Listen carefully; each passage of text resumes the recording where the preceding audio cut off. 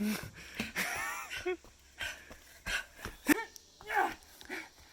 Talon! Dr. Talon! Yes? The name's Agent Watson. I'm from the CIA. Also, NASA. What does the CIA, also NASA, have to do with me? There's an asteroid headed towards Earth. It's made of dolomite or limestone, but we don't know how it's formed. Why, it's sedimentary, my dear Watson.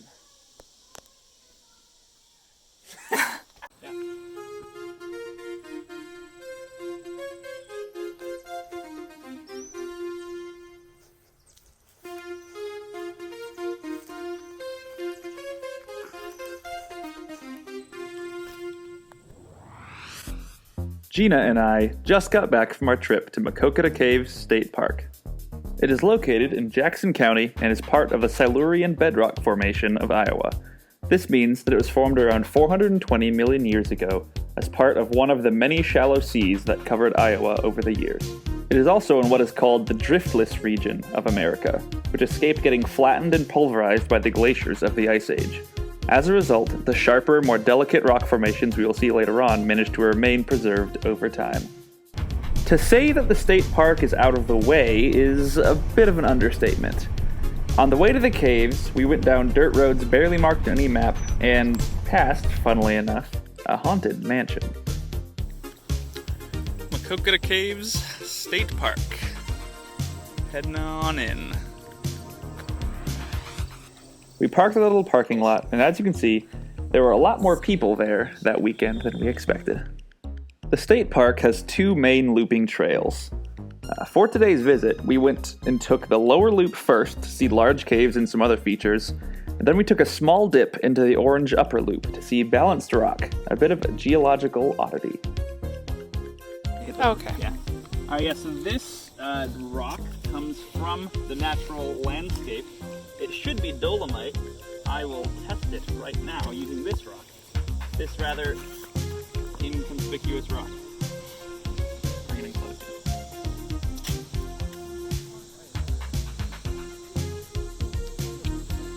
Ah, you see, it's not bubbling very much. That means this is dolomite as opposed to limestone.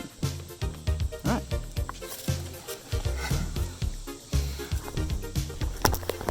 Great. These are the many bat species that live in these caves, and the white nose syndrome is endangering them as it is all across the nation. So that's why the caves today are closed. What's PD? The fungus has been found. Okay, so this is where the bats have been found to be ill. These are where, like the fungus is found, but they haven't found proof of ill bats. And then this is, we're good. Okay. So good on you, Callie. As we set off, we quickly realized we would need to drop back from the crowd, as social distancing was a little hard to keep up with the moderate crowd that was here. The forest was really quite beautiful as we set off, with trees quickly surrounding us in vibrant green. Okay, we gotta rent an SUV for this. Gotta put it on our filming budget. But it wasn't long until we came to one great formation right up next to the trail, supporting a wide variety of forest life. This entire area used to be entirely limestone when it was forming from the sea bottom, but over time, a process called dolomitization replaced the calcium ions in the rock with magnesium, forming dolomite. Ignore my hand gestures, I have no clue what they mean. We're coming up on Leave Big Mouth Cave.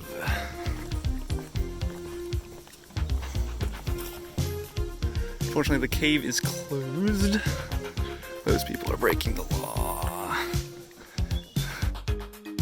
But despite not being able to venture into the depths of the earth, we did find an outcropping that was not a real cave where bats would roost, but did have some very interesting properties.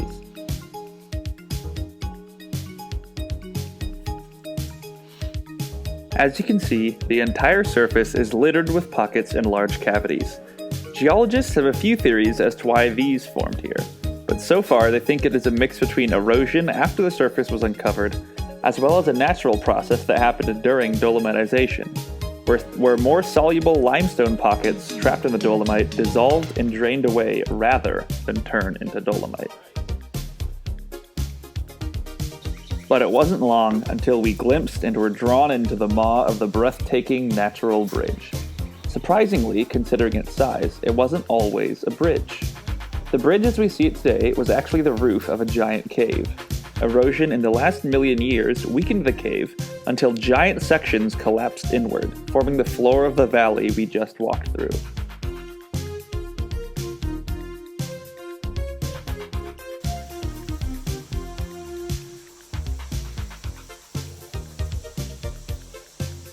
And erosion, as always, isn't done with its work. The Raccoon Creek is still flowing through the valley and actively carving out more of the greater Maquoketa Cave system, where, if you look closely, you can see even more terrible people who endanger bat species for fun coming out of with their headlamps still on. We came across another oddity underneath the natural bridge. The strata on the side of the rock was rather dramatically slanted upward. Normally in Iowa, strata are layered almost perfectly horizontally, but here the slant is much more dramatic.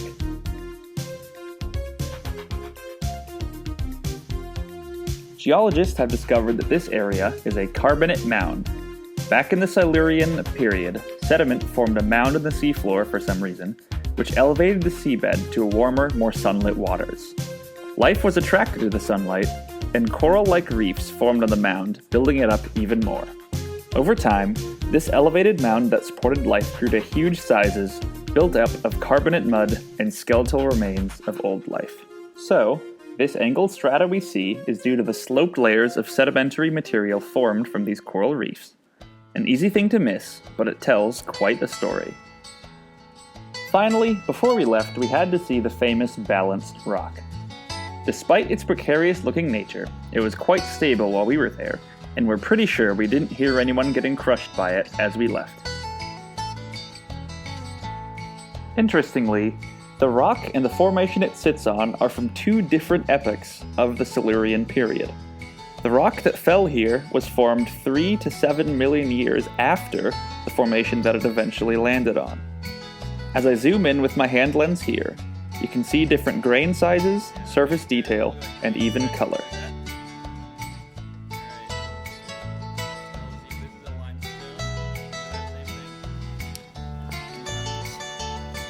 This way. Yeah, that is actually drastically different type of like rock there.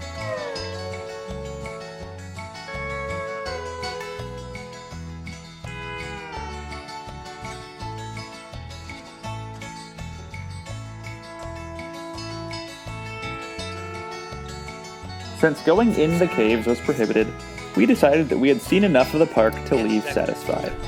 As we pulled out of the park and back onto the country roads that would take us home, we were both glad to have seen such a beautiful hidden gem of the Midwest.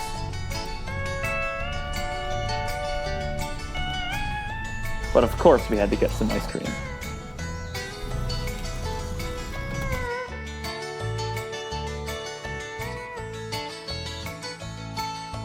Limestone.